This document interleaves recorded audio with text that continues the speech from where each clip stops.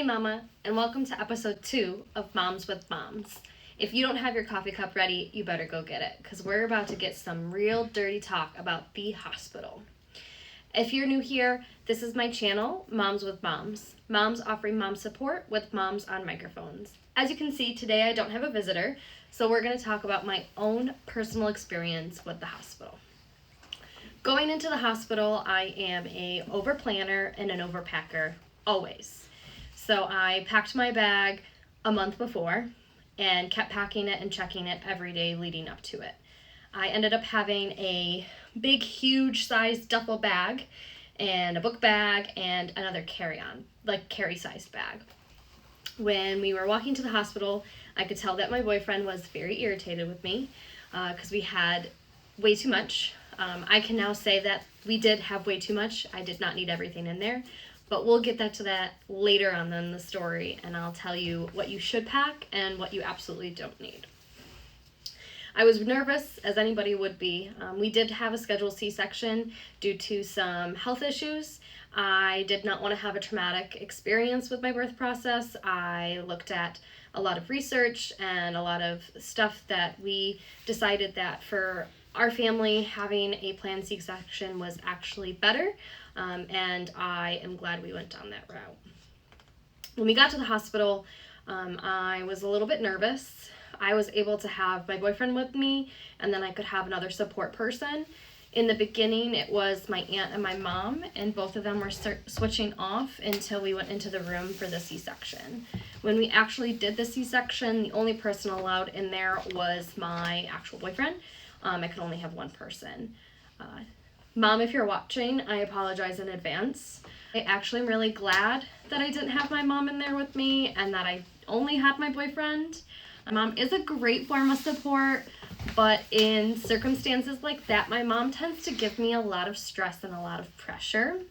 She came into the room when the doctors had to ask all the fun questions before the C-section, and my mom was just asking the doctor way too many questions, and I know she means well, but she sent me down spiraling of all of this.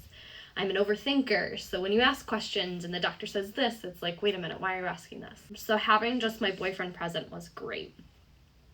It was freezing, I will say that. I was so unbelievably cold. It was May, so it was a little bit cold anyway, and hospitals are typically cold, but it just was really uncomfortably cold. And when you're pregnant, you're usually not cold because you're just carrying extra weight, so you're hot and sweaty. I was not in the hospital. We were walking to the actual room, and the girl never put the socks on me, so I was walking on the hospital floor with no socks on and no shoes. I didn't know that this wasn't normal, so when we actually get to the room, the doctor was like, put some socks on her.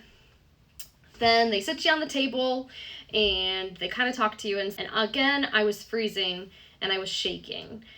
I don't know if it was the nerves or if it was really that cold or if it was a mixture of both. Our anesthesiologist was absolutely amazing. She talked to me the whole way through because I asked her to tell me everything that was happening as we were. She also took pictures for us, and it happened like this. My boyfriend came in, held my hand, and within 5 seconds, the baby was crying. Afterwards, they brought me into a room. We kind of hung out and chilled for a little bit, and then they brought the baby to me, and they did skin to skin. I don't know if everybody experienced this. I know a lot of people did. I had the chills, and my body was shaking uncontrollably. It wasn't bad, but like I was just like this for a while. I would think that that was probably one of the, I wouldn't say the most stressful, but it was just very uncomfortable because I just wanted to hold my baby and I felt that I was going to drop him because of how shaky I was. And then I had to nurse him right away, which my breastfeeding journey was a little bit easier in the beginning. So from right then in that moment, it was easy. He latched on, it was fun. And then we get to the room. And there's so many people who just touch you for hours in all of the places. So you get real comfortable with your nurses. And one of the big things that they want you to do is they do want you to go to the bathroom. So our nurse came in and she was really nice, and she was like, hey, we're going to get you to get up and walk. When they tell you that it's difficult to walk and that you need someone to help, don't be independent and don't act like you can do it, because you can't. I'm just going to tell you bottom line, you can't. So the lovely nurse helped me. She walked me to the bathroom, and the amount of blood that comes out is very scary. And the amount of pain that you have is just really uncomfortable. So that was that type of experience. I was not expecting that. Even though I read everything, it wasn't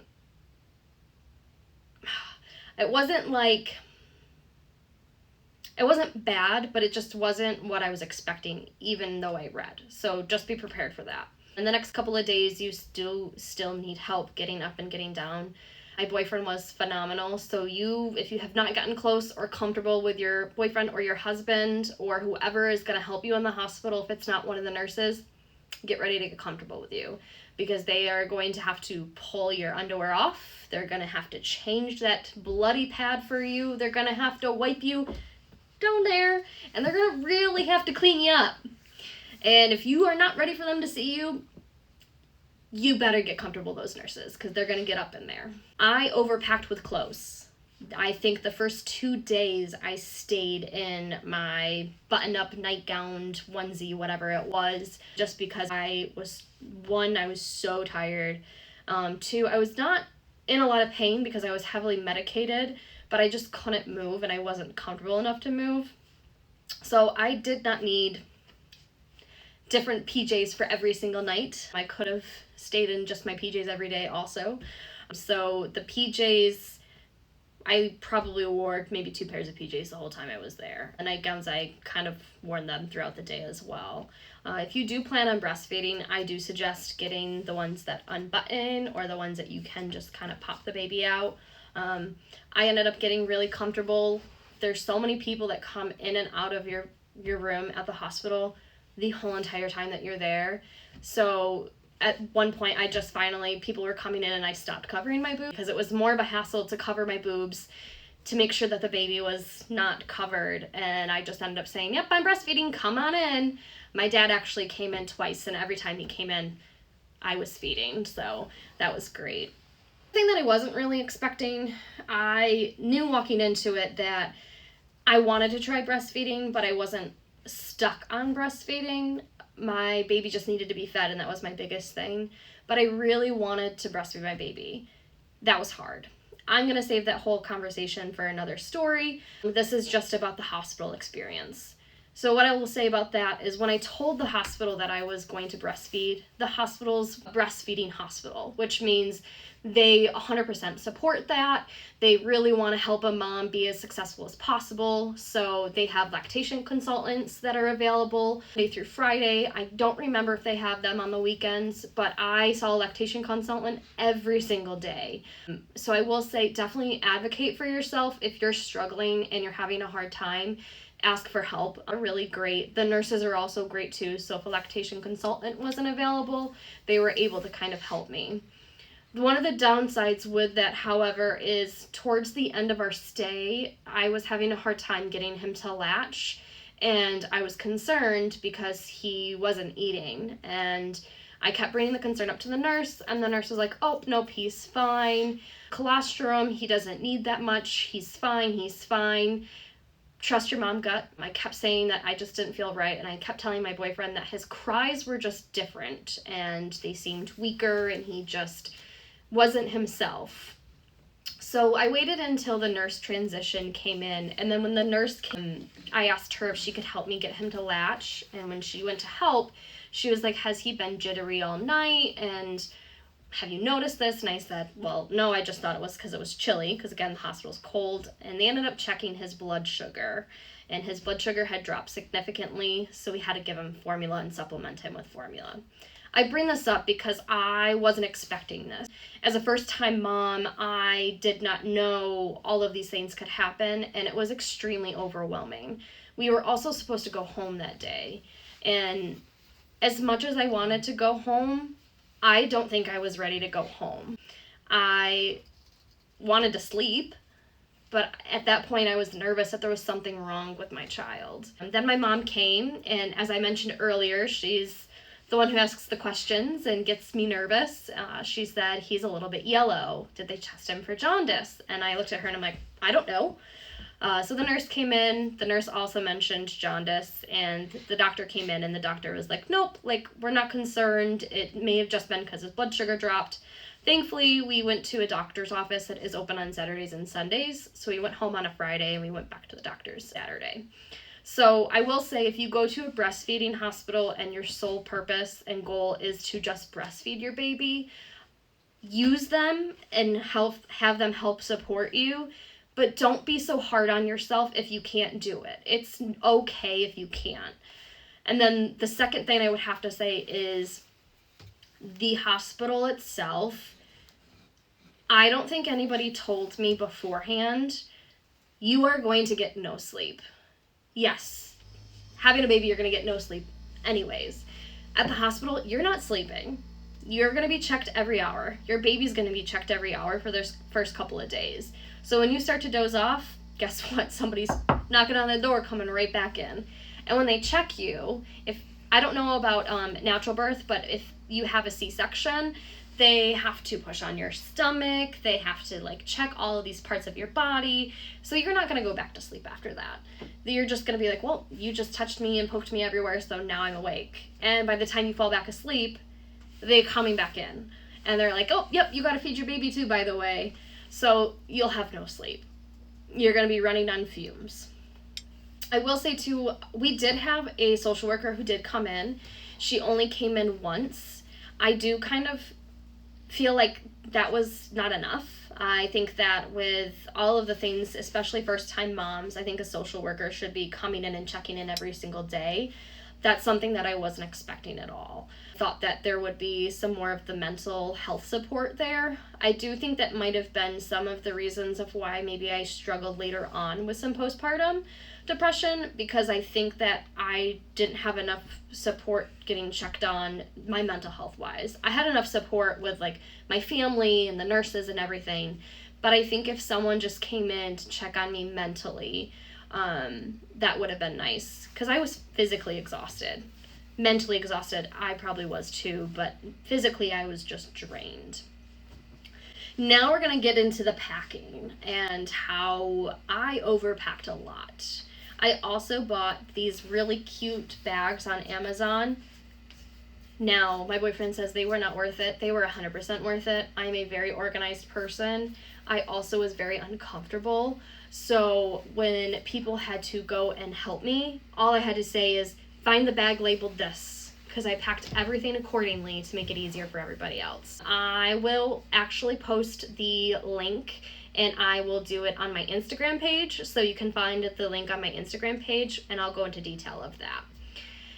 So one of the things that I think that I overpacked with was underwear. I didn't wear any of my own underwear until I think even after coming home. You're going to want to wear adult diapers. Just the amount of bleeding that you have, forget your underwear. There's no point in wearing it.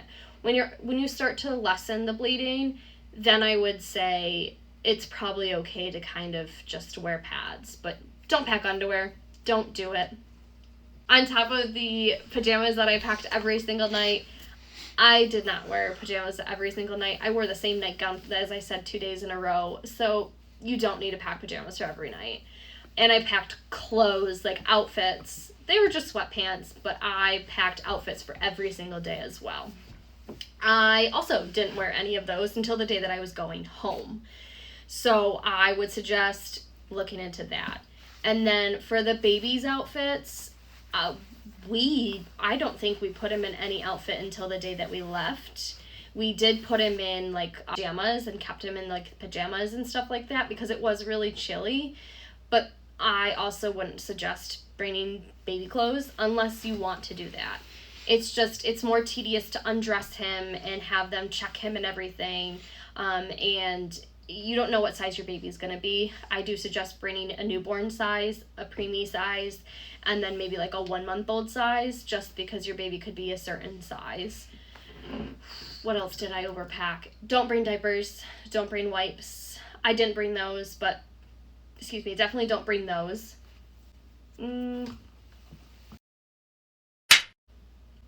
Socks. I would suggest packing a couple pair of socks. If the hospital doesn't give you the compression socks, you can ask for those. I did change the socks later at night when I got uncomfortable with compression socks, but I definitely suggest packing socks, slippers. I definitely wear my slippers, water shoes to go shower with, your shower supplies. Those are the things that I definitely think that you should pack. And again, just be prepared not to sleep. We actually had no visitors besides my mom, my aunt, my dad, and my stepmom to come to the hospital. So like no aunts, no uncles, no friends. Our personal opinion, it was something that we wanted just because of our personal boundaries, and it really kind of was great for us. It was a very vulnerable place for me. I was very tired, I was very stressed out, and I think that if I had family members or friends come, it's not that they would stress me out, but I would feel like I've had to entertain them. And there were moments where I would nod off a little bit if I knew someone else was in the room with me, besides like my boyfriend. So I think that if my friends or my family were there that weren't immediate, I wouldn't have been able to nod off. So again, really kind of have those discussions about what your boundaries are, what your comfort level is. And if you are doing a natural birth, I really do suggest doing a birthing plan. Just because of the route that we did, we didn't actually have a written in stone birth plan, but from many of my friends, they have had birth plans, and they really said that that was helpful to them. So I hope this was helpful for you, and I hope that it covered some of the questions or some of the worries and concerns that you had. Again, the information that I gave you is just my personal opinion and my personal experience. So this could be different from other people. Again, my show is Moms with Moms, so talk to as many moms as you possibly can about your thoughts of your birth process and going to the hospital. And as always, if this is something that you enjoyed and you want to continue following for more tips and more tricks of pregnancy, parenthood, and postpartum, then please subscribe and like.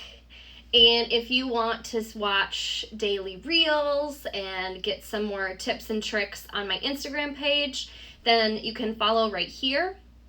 If you don't have Instagram, everything that I post on Instagram, I do try to put on the Facebook page, and that's right here.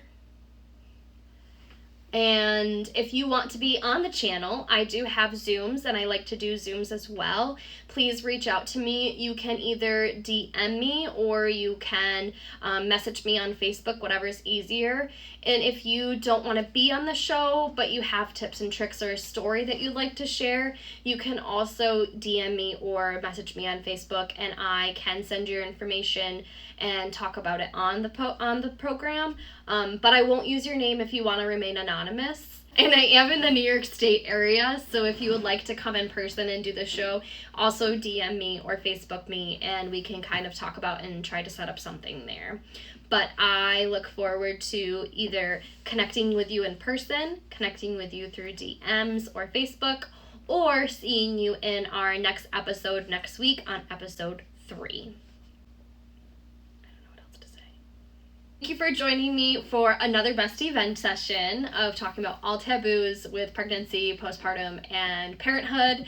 And I hope that this whole lovely cup that I didn't drink at all, I hope you were at least able to enjoy your coffee and that you have a great day and you continue to be a mom. Any suggestions or anything that you would like to have covered or talked about, comment below and maybe you'll see it. Bye, besties.